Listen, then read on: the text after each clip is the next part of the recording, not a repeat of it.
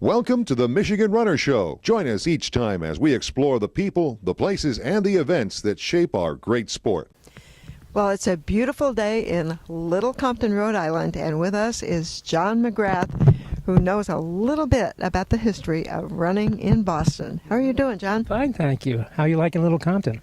Oh, I don't want to leave. Heaven, isn't it? This is paradise. It is paradise. It really is, yeah. Yeah. And so one of the reasons we wanted to talk to you was about Tom Fleming and some of the people in what some of us call the old guard and the days of heydays of Boston running. Tell us a little bit about Tom Fleming. Well, Tom, as you know, left us about sometime in early April. I can't remember the exact date, but we're all shocked. I mean, I opened up the Boston Globe, and there on the obituary page is a huge photo of Tom, winning New York in 1978 or whatever it was. And he's 65 and he's gone. And he's gone from a heart attack. And if anybody had the biggest motor there was, it was Tom Fleming. I mean, Tom typically ran 150 miles a week, sometimes 200 miles a week. Woo.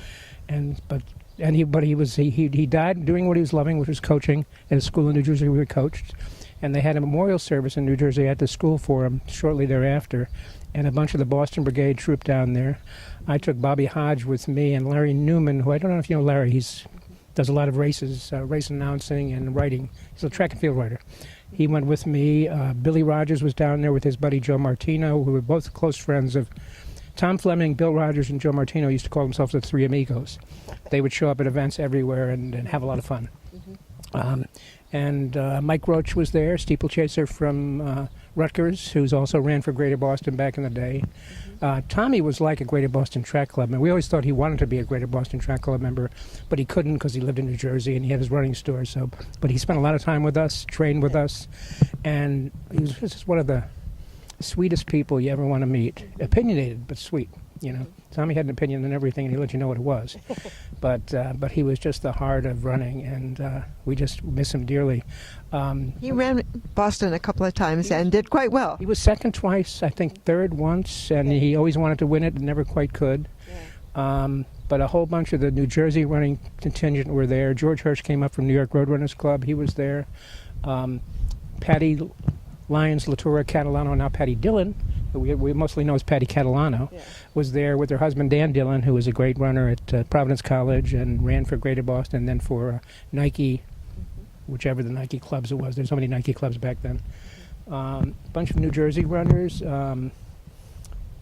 Paul Fetcher from New York, a bunch of other people were there, but it was a touching ceremony. People spoke, and the most touching thing about it was the kids that he taught and coach, speaking about what an amazing teacher he was, which is a side of him that we never saw.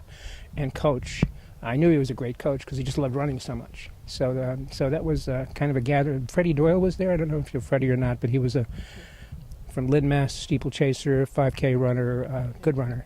Worked for Nike for years, and probably 10 other people that I'm forgetting.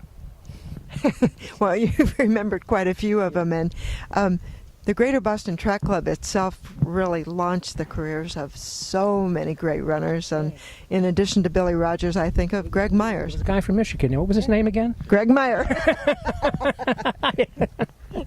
I can still remember Greg when he ran 2:09:03 at Boston, and I was at the finish line with Bill Squires. We were doing a radio gig. Billy was doing a radio gig, and I was just helping him. And he is screaming at Greg, because Greg's raising the crowd at this point. He's bathing in his wind, and Squires is going, "You can break 2:09! Get back, start running it! You idiot! Stop waving and run!" But he didn't. He kept waving, and he ran 2:09:03. That's as opposed to 2:08:58, which he probably could have. Yeah. But Greg was an integral part of Greater Boston back then, and we loved him. He was just part of the community. Yeah. Well, he's moved back to Michigan and is very active doing things around Michigan, and we see him quite often, so it's kind of fun. And we actually see Billy Rogers pretty often too. He shows up kind of everywhere. Well, Billy is still he's like who's the hockey player from BU that they call America's Guest? Billy's like that too. I mean, he shows up at every road race he ever went to, still invites him back. Just because he's Billy Rogers and because he's such a great, he's such a people person. Yes. He loves going to events. He loves talking to people. He loves encouraging people to run and be fit and be healthy. And he still runs a bit himself. Yeah.